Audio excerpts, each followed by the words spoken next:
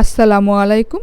শুরু হয়ে গেল আরেকটি নতুন সকাল, সুন্দর সকাল। তো সকালের নাস্তা বানিয়ে দুপুরে রান্না করে খাওয়া নিয়ে শুরু হয়ে গেল আজকের দিনটা। তো ফ্রেন্ডস অ্যান্ড ফ্যামিলি সবাই কেমন আছেন? আশা করি সবাই ভালো আছেন। সবাইকে স্বাগতম লিপাস কিচেন অ্যান্ড ব্লগ ইউএসএতে। তো আমি এখানে একটা প্যান ভালো করে গরম করে নিয়ে এর মধ্যে আমি জাস্ট একটু তেল দিয়ে দিলাম, দিয়ে আমি ব্রাশ করে দিলাম প্যানটাকে। তো আমি এখানে একটা ব্যাটার বানিয়েছি। তো এখানে আমি 1 কাপ হোল হুইট আটা নিয়েছি, আর পানি যতটুকু লাগবে আমি ততটুকুই দিয়েছি। তো পানি দিয়ে আমি এরকম একটা ব্যাটার বানিয়ে নিয়েছি। ঘনত্ব খুব পাতলাও থাকবে না, খুব ঘনও থাকবে না। তো এইরকম একটা ঘনত্ব নিয়ে আমি একটা ব্যাটার বানিয়ে নিয়েছি। তো আমি প্যানের মধ্যে দিয়ে দিলাম। তো এখন আমি লো ফ্লেমে রেখেছি প্যানটাকে, তো দিয়ে আমি ঢেকে দেব।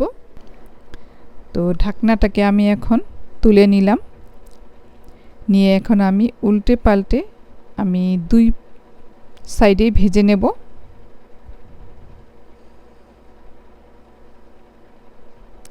এই রুটিটা অনেক নরম হয়, তো সঙ্গে সঙ্গে ভেজে খেলে বেশি ভালো। তো ঠান্ডা হয়ে গেলে অনেক নরম হয়ে যাবে, তো স্বাদের কোনো এদিক ওদিক হবে না,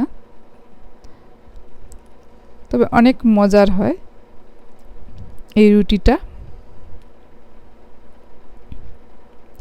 তো আমাদের হাতে যখন সময় কম থাকে, তো আমরা তাড়াতাড়ি এভাবে বানিয়ে নিতে পারবো। তো আমি ঢেকে দিয়েছিলাম, আর আমি ঢাকনাটা তুলে নিলাম। যখন কালারটা এরকম হয়ে আসবে তখন এখন আমি ফুল ফ্লেমে ভেজে নেব।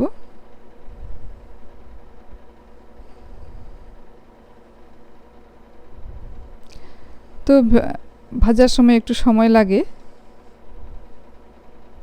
তো এভাবে আমি সবগুলোই ভেজে নিচ্ছি।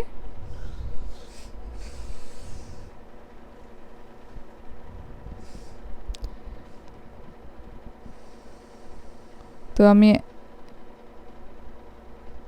সবগুলোই ভেজে এখন পরিবেশন করব। আর আমি আলুর ভাজি করেছি, ডিম ভাজি। তো আগের কিছু বুন্দিয়া ছিল, বুন্দিয়া আমি করে রেখেছিলাম। তো এখন খাওয়ার সময় তো আমি গুছিয়ে নিলাম, সব কিছুই গুছিয়ে এখন খেয়ে নেব আমরা। তো খাওয়া দাওয়া শেষ, এখন দুপুরে রান্নাতে চলে এলাম। তো এখানে আমি প্যান গরম করে নিয়েছি, তার মধ্যে আমি 1 টেবিল চামচ তেল দিয়েছি।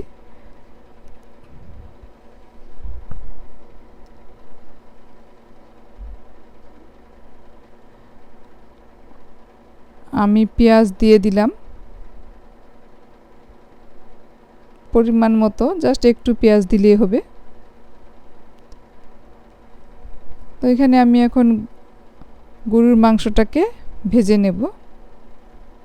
তো দিয়ে দিলাম গরুর মাংস। তো এটা রান্না করা ছিল ডিপ ফ্রিজে, তো আমি ডিপ ফ্রিজ থেকে 2 ঘন্টা আগে বের করে রেখেছিলাম। আর আমি এখানে দিয়ে দিলাম রসুন কুচি 1টা কোয়া।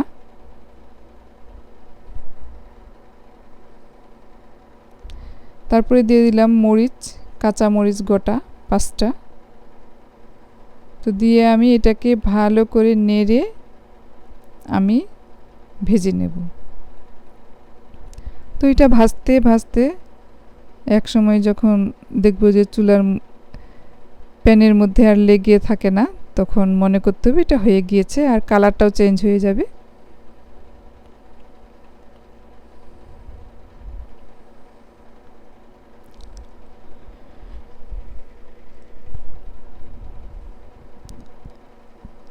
তো রান্না তো শেষ থাকে না, রান্না করতে হয়, প্রতিদিনই রান্না করতে হয়, তো কাজ থাকেই। আমি এক সাইডে একটা চুলোর মধ্যে মেথি শাক বসিয়ে দিলাম। তো মেথি শাকের রেসিপিটা আমি আজকে শেয়ার করব না, ভিডিও অনেক লম্বা হয়ে যাচ্ছে।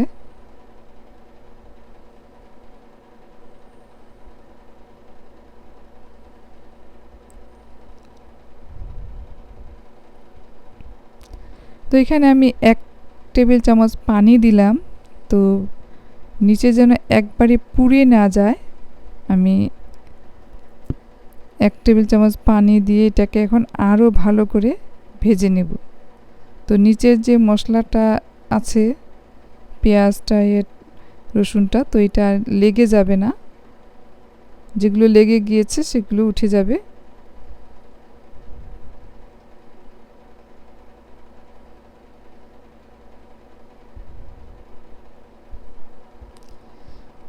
তো এভাবে ভেজে নিচ্ছি।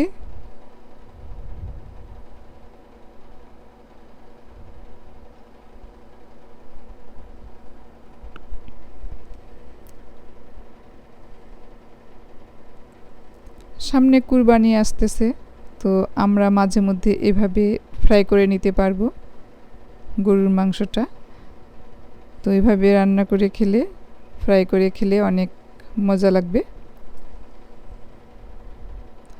তো হয়ে গিয়েছে, এই যে এখন আর লেগে থাকে না প্যানের মধ্যে, খুব সহজেই উঠে যায়, তুলে নেওয়া যায় মাংসটাকে।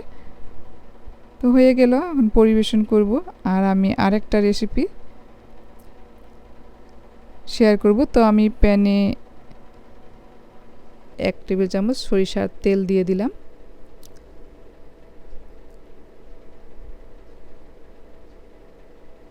আর পেঁয়াজ দিয়ে দিলাম 4 কাপের মতো, আর রসুন কুচি একটা। তো আমি হালকা ব্রাউন করে ভেজে নিলাম। আর এখন আমি এর মধ্যে দিয়ে দেব লাউ, 1 কাপ লাউ, আর 4 কাপের মতো মসুর ডাল। লবণ দিয়ে দিলাম স্বাদ মতো, হলুদ গুঁড়ো 1 চা চামচ, আর একটা আমি মশলা দিয়ে দিলাম 1 চা চামচ। এখানে আছে গোলমরিচ, জিরে, সাদা এলাচ, কালো বড় এলাচ। তো আমি তেলে ভেজে রাখা এর মধ্যে থেকে 1 চা চামচ দিয়ে দিলাম গুঁড়ো করা। তো আমি ভালো করে ভেজে নিয়ে এর মধ্যে আমি এখন দিয়ে দেব পরিমাণ মতো পানি। তো পানিটা দিয়ে আমি 15 মিনিট পরে ফিরে আসব। তো 15 মিনিট পরে আমি ফিরে আসলাম। মাঝখানে আমি 2 থেকে 3 বার নেড়ে নেড়ে দিয়েছি, আর আমি ধনে পাতা দিয়ে দিলাম। দিয়ে এখন আমি পরিবেশন করব দুপুরে রান্না। তো আমি এখানে পরিবেশন করলাম, আমি খেয়ে দেখব যে এটা কতটুকু মজার হয়েছে। তো এখানে আমি শুটকির ভর্তা নিয়েছি, আগের বানানো ছিল। আর গরুর মাংসের ফ্রাই আমি এখন খেয়ে দেখব।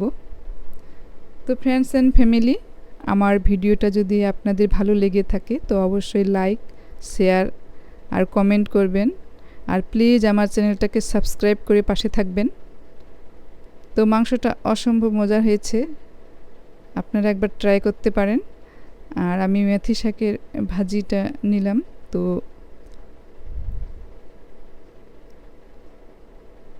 মেথি শাকের ভাজিটাও অসম্ভব মজার হয়েছে। আর এই লাউ ডালের রেসিপিটা আমার বাচ্চাগুলো খুব পছন্দ করে, যাদের বাচ্চা ভেজিটেবলস খেতে পছন্দ করে না। তো আপনারা একবার ট্রাই করতে পারেন এভাবে। তো খুব মজার হয় এই ডাল আর লাউয়ের রেসিপিটা। তো আজকে এ পর্যন্ত। আল্লাহ হাফেজ।